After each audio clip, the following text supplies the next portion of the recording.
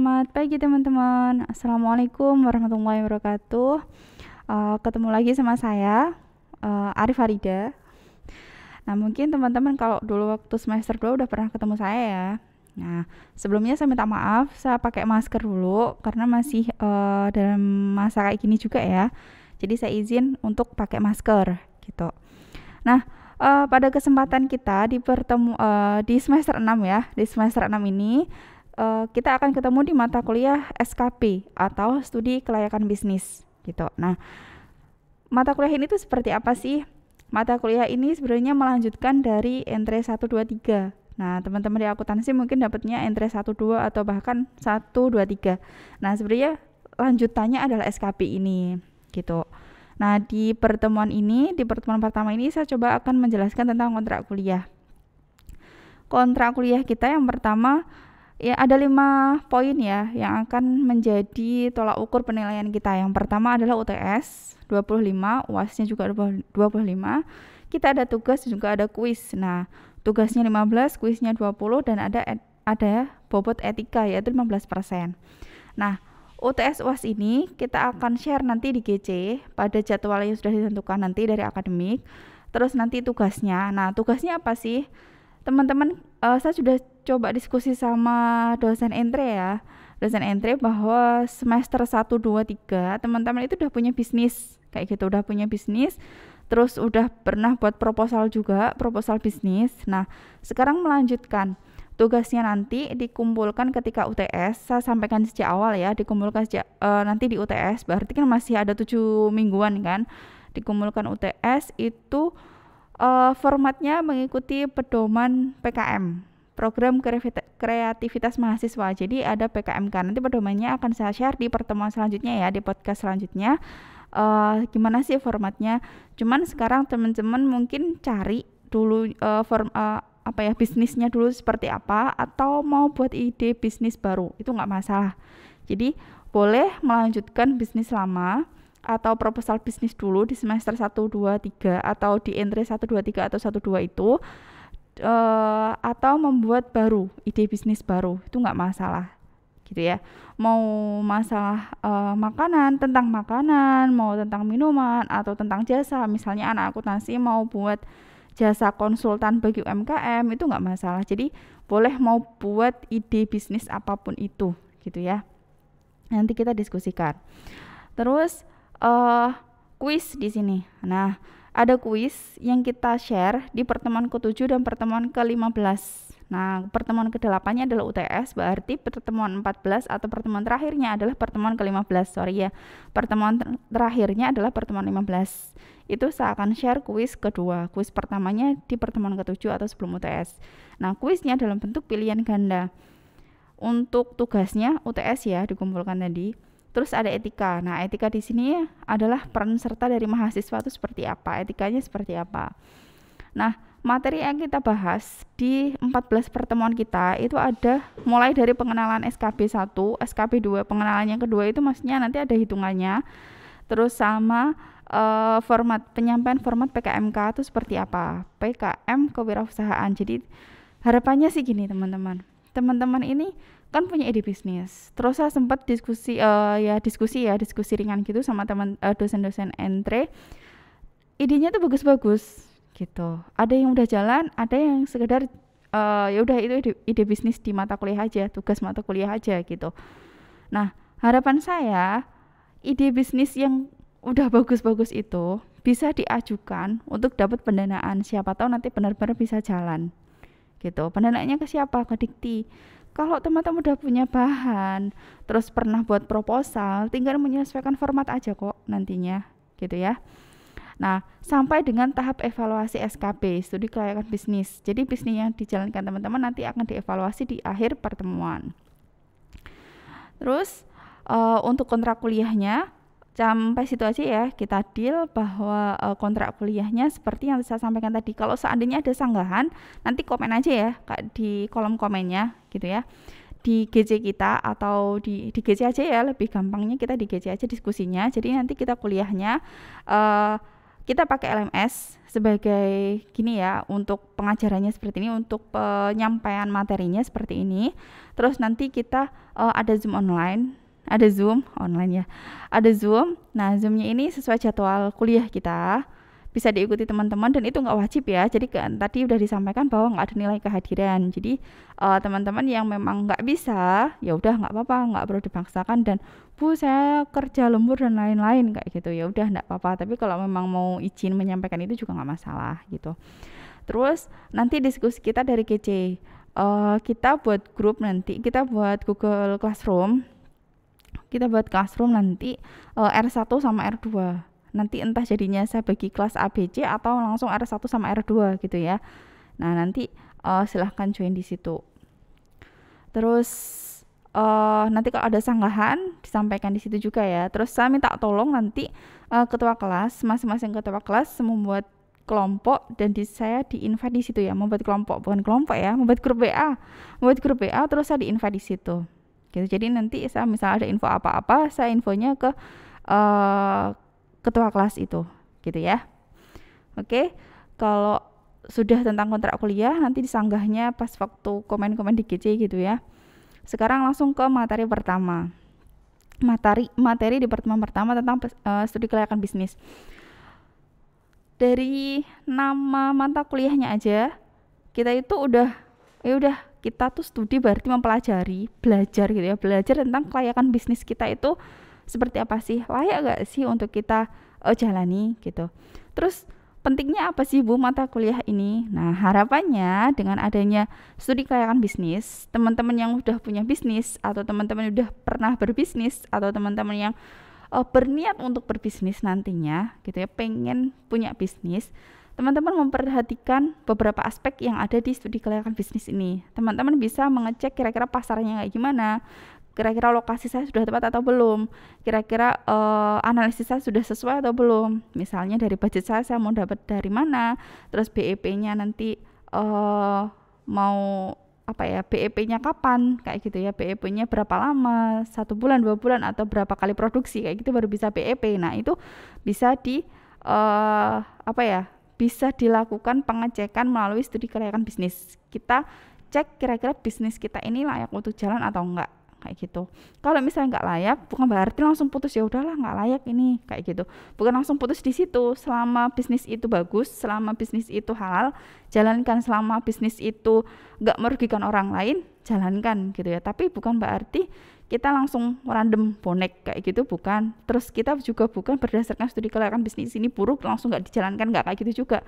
Coba kita introspeksi, coba kita evaluasi kira-kira kenapa sih kok dari penilaian dari aspek pasar, terus dari aspek lokasinya, dari aspek harga atau BEP-nya terlalu lama, kira-kira supaya BEP-nya cepat, kira-kira supaya pasarnya banyak, saya harus melakukan apa sih? Nah, itu harapannya teman-teman bisa menemukan solusi dari masalah rencana bisnis yang dijalankan atau bisnis yang pernah dijalankan, bisa menemukan solusinya kayak gitu dengan adanya mata kuliah studi kelayakan bisnis. Nah, di sini yang namanya studi kelayakan bisnis berarti kita tuh mempelajari bisnis kita secara mendalam, baik itu dari segi analisis kira-kira pasarnya, terus kita analisis kira-kira pesaingnya siapa, kekuatan mereka apa, kelemahan mereka apa, kita mampunya apa kayak gitu. Nah, tujuannya supaya bisa menghindari resiko. Nah, resiko misalnya kayak tadi saya jalankan usaha tapi random aja, bonek aja kayak gitu, nekat aja gitu. Nah, kalau misalnya saya nekat, saya nggak ada analisis pasar, saya jual jajanan di lingkungan pedesaan yang notabene mereka tuh suka masak, notabene mereka tuh suka buat jajan sendiri kayak gitu. Terus pasar saya tuh di lingkungan itu, maksudnya saya jualannya lokasinya di tempat kayak gitu. Kira-kira pasar saya tuh bagus nggak sih? Saya cuma bonek aja kayak gitu.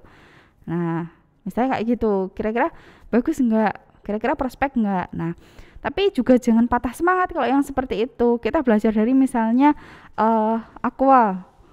Air itu banyak kok di mana-mana. Setiap rumah, setiap orang bisa mencari air sendiri. Mereka bisa rebus air sendiri. Ngapain harus beli air aqua kemasan? Terus ngapain ada perusahaan jual aqua kayak gitu kan? Nah, itu kan ternyata semakin kesini orang tuh pengen dari segi ekonomisnya. Jadi kayak misalnya ya udahlah gampang ringkesnya kemana-mana bawa botol aqua aja. Nah jadi dia nggak beli nggak apa ya, nggak bawa air yang galonan dari rumah, atau dia misalnya nggak sempat rebus air, dia minum air yang nggak direbus. Jadinya dia punya pilihan mau beli apa namanya, mau beli air mineral, mau air rebus, atau mungkin yang lainnya kayak gitu ya, isi ulang dan lainnya. Nah ternyata punya pasar loh aqua itu, walaupun yang dijual itu kesannya awal itu cuman air gitu, ternyata dia punya pasar. Sekarang pun kita kalau misalnya mau kemana ya udahlah gak usah bawa air, nanti juga ada apa ya, minimarket yang jual kayak gitu, mungkin nanti bakal ada toko yang jual kayak gitu. Nah kita kan ada rasa kayak ya udah tenang kayak gitu, ternyata punya pasar. Nah yang kedua, memudahkan perencanaan, pelaksanaan pekerjaan, pengawasan sekaligus adanya pengendalian. Dengan adanya serigalakan bisnis ini diharapkan teman-teman bisa mengendalikan kemungkinan adanya resiko, itu bisa dikurangi sejak awal gitu. Nah, manfaatnya di sini dari segi finansial, ekonomi nasional, dan juga manfaat secara sosial. Kalau misalnya secara sosial tadi ya, kita tuh bisa melihat pasar kita siapa. Terus kalau misalnya lingkungan kita semuanya sudah bisa masak sendiri, semuanya sudah jualan sendiri, apa ya, masak sendiri, buat sendiri, terus dimakan sendiri, misalnya kayak gitu, kita mau jual itu pasarnya siapa? Oh berarti kita harus perluasan pasar. Misalnya kita buka pesanan, terus misalnya kita buka apa ya, kita pasang pemasaran di daerah mana. Kalau misalnya orang itu mau butuh makanan jajanan pasar, bisa pesan ke kita, misalnya kayak gitu. Nah, ada beberapa tips yang penting dalam SKB atau studi kelayakan bisnis. Yang pertama, kelengkapan dan akurat data dan informasi. Jadi kita tuh data nggak mesti harus data dari kelurahan, nggak mesti harus datanya itu seperti laporan keuangan, nggak semuanya seperti itu ya. Jadi kita tuh belajar akuntansi keuangan, akuntansi manajemen, sama akuntansi perpajakan. Nah, di dalam studi kelayakan bisnis itu campur semuanya dipakai. Jadi kalau misalnya akuntansi manajemen, berarti namanya akuntansi manajemen itu kan belajar tentang informasi secara formal dan tidak formal. Kalau informasi formal itu seperti laporan keuangan. Kalau informasi keuangan secara tidak normal, maksudnya bukan tidak normal ya, tidak formal, berarti kita itu mencari informasi seperti harga pasar, harga apa ya, harga cabai kemungkinan bakal naik, harga minyak kayak gitu kan, terus harga LPG kayak gimana kayak gitu. Itu bagian dari informasi yang tidak formal, yang tidak. Kalau formal tadi kan laporan keuangan, kalau misalnya informal atau tidak formal adalah informasi di luar itu, harga cabai, terus kemampuan pasar kayak gitu ya. Nah di sini tips penting yang selanjutnya adalah adanya tenaga ahli dalam tim studi kelayakan bisnis. Tenaga ahli di sini nggak mesti harus profesor ya. Tenaga ahli di sini berarti mungkin ada dalam suatu tim nanti teman-teman yang buat kemarin yang mungkin ide bisnis dan lain-lain, ada salah satu orang yang dia punya keahlian untuk buat makanan, misalnya kayak gitu. Aku pinter masak loh. Terus yang kedua, oh aku pinter loh untuk packagingnya. Oh aku pinter untuk marketingnya. Aku pinter dalam sosial medianya. Oh berarti semuanya digabung. Aku pinter masak, oh ya supaya ini tampilannya bagus, berarti teman-teman di marketing yang bagian packaging bantuin dong packagingnya seperti apa supaya ini layak dijual. Terus saya jual di pasar apa sih supaya makananku juga bakal laku kayak gitu. Jadi ada orang-orang yang bisa ahli atau bisa fokus di situ. Bisa misalnya kalau dia belum punya pengalaman marketing misalnya gitu, oh ya saya bisa fokus. Oh ya orang-orang ini banyaknya jualnya sosial media. Oh packagingnya banyakkan seperti ini sih. Saya lebih bagus lagi kalau didesain seperti ini misalnya kayak gitu. Jadi ada orang yang fokus di bidangnya itu. Terus penentuan metode dan alat ukur yang tepat. Misalnya metode ini kayak penentuan harganya. Mau harga berapa sih? Terus BEP-nya mau kapan? Terus misalnya kita itu mau stok barangnya dari mana, suppliernya dari mana, kayak gitu. Terus loyalitas tim. Nah, kerja tim itu penting banget ya. Jadi di masa kuliah ini, kenapa sih kok ada mata kuliah yang kelompokan kayak gitu ya? Nah, harapannya tim kita kan nanti di dunia kerja nggak kerja sendirian kan, walaupun kita itu punya job desk sendiri, bagian lain punya job desk sendiri, tapi kan semuanya saling saling apa ya, saling membantu kayak gitu ya, saling terikat, saling punya hubungan. Jadi nggak bisa sendiri-sendiri. Nah, kita belajar tim dari sekarang. Jadi kalau teman-teman yang mungkin kemarin terbiasa, oh iya, aku ya udahlah aku ikut nama aja. Ya udahlah aku ikut presentasi, yang penting aku dapat nilai. Nah, yang seperti itu segera insaf ya. Segera berubah. Kenapa? Kalau nanti yang pertama dalam dunia kerja tadi udah tak sampaikan ya. Yang kedua, kalian tuh harus belajar. Belajar bisa menyampaikan sesuatu gitu ya. Jangan pernah takut kalau misalnya jangan-jangan aku salah nih. Nah, kayak gitu. Itu harus diasah dari sekarang. Saya sampai sekarang pun masih punya rasa jangan-jangan saya nyampein sesuatu salah nih. Tapi kalau saya nggak pernah belajar yang seperti itu tuh bakal tebal di hati saya. Berarti saya pasti akan mendam itu terus, tapi itu nggak akan pernah saya latih gitu loh, nggak pernah saya nggak pernah saya sampaikan. Jadi kalau ada sesuatu misalnya yang mau disampaikan, sampaikan. Kalau misalnya dalam kelompokan, cobalah ambil peran, cobalah untuk bisa berargumen, cobalah untuk bisa berpendapat. Kalau misalnya ada dalam kelompok, ambil peran untuk bisa menyampaikan presentasi kayak gitu. Kalau dalam kuliah teman-teman kelompokan, tapi kalau nanti dalam tugas akhir teman-teman bisa jadi akan ditanya sendiri-sendiri kayak gitu. Nah, misalnya nyusun TA skripsi itu kan kayak kalian sendirian, dosennya yang kelompokan gitu. Terus adanya penyebab kegagalan, kadang tuh kurangnya informasi yang lengkap, terus tidak jeli juga, kurang bisa melihat pasar kayak gimana, terus salah perhitungan, pelaksanaan pekerjaan yang salah, terus kondisi lingkungan, unsur kesengajaan. Misalnya pekerjaan yang salah tuh mau buat makanan A tapi adonannya tuh ada yang keliru sehingga rasanya kurang pas, jadi dianggap gagal. Terus orang Surabaya sukanya asin pedas, orang Solo pedas manis, misalnya kayak gitu. Dibawa ke Surabaya, oh itu berarti pasarnya kan kurang kayak gitu. Yang selanjutnya dalam tahapan studi kelayakan bisnis, yang pertama adanya pengumpulan data. Oke. Adanya pengumpulan data di sini. Nah, setelah data itu dikumpulkan, diolah di sini bukan berarti dimasak kayak gitu enggak ya, tapi diolah di sini coba diresapi kayak gitu, dibaca, dipahami, dianalisis, terus habis itu mengambil keputusan mau dilanjutkan atau cukup berhenti di sini atau dibatalkan kayak gitu.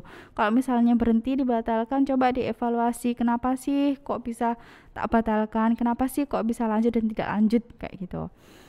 Nah, ada beberapa aspek ini akan kita bahas juga di pertemuan selanjutnya juga ya. Ada aspek yuridis tentang hukum, aspek teknis dan teknologi, jadi pelaksanaan sekaligus teknologi yang diterapkan, dia menggunakan mesin, manual atau kayak gimana. Terus aspek pemasaran, finansial, operasional, sekaligus kita cek dari aspek persaingan. Nah, pesaing ya, air mineral itu yang pertama aqua. Jadi kalau misalnya kita sadar gak sih kalau misalnya beli makanan gitu ya, kita beli makanan ya udah belum makanan, beli air mineral gitu ya, beli air mineral, kita ngomongnya beli aqua bu, padahal yang kita ambil brand lain kayak gitu. Atau kita tuh mau beli pompa air tapi bilangnya mau kemana pak, mau beli Sanyo, padahal Sanyo itu merek gitu kan. Nah berarti pesaing-pesaing itu kalau mau mengalahkan brand kita harus melakukan apa sih? Nah, kita coba cek dari aspek persaingan tadi. Nah, aspek yuridis berarti kita dari hukum kelengkapannya seperti apa, dokumen-dokumennya misalnya dia CV, PT dan lain-lain. Terus aspek teknis bagaimana cara produksinya dia, teknologi apa yang dia gunakan, terus bagaimana sih kondisi pasar, potensi pasar kayak gitu. Kita cross check lagi, kita analisis pasarnya. Terus kita misalnya kita mau menghitung potensi pasar. Di sini ada 400 konsumen misalnya, keluarga, ada 400 keluarga gitu. Terus pendapatannya per bulan adalah 1 juta. Terus jumlah pesaing, ini bukan 4 tapi 5. Jumlah pesaingnya misalnya 5. Terus besarnya pendapatan yang dialokasikan dari 400 keluarga tadi, dia mengalokasikan 664%-nya yaitu 640.000 dari pendapatan dari pendapatan dia. Jadi 64%-nya itu dialokasikan untuk belanja. Tapi yang real mereka belanjakan biasanya cuma 50%-nya. 50% dari 64%. Jadi budgetnya kan 64% nih untuk dibelanjakan. Nah, 50%-nya rata-rata itu yang dibelanjakan real, yang lainnya mungkin disimpan atau masih dibuat yang lainnya kayak gitu. Terus ada potensi pasar dari 400 keluarga atau 400 keluarga tadi dikalikan 320 ribu pendapatannya. Nah, nanti ketemu tuh ada potensi pasar itu berapa? 128 juta. Terus potensi penerimaan dibagi jumlah pesaingnya, ada 5 pesaing misalnya kayak gitu. Oke, berarti mereka pesaingnya masing-masing dapatnya 25.600.000. Kalau ketambahan kita berarti dibagi 6 gitu. Berarti 128 juta dibagi 6. Berarti rata-rata nanti masing-masing masing-masing usaha ini dapatnya berapa gitu. Tapi itu dari analisis kita ya.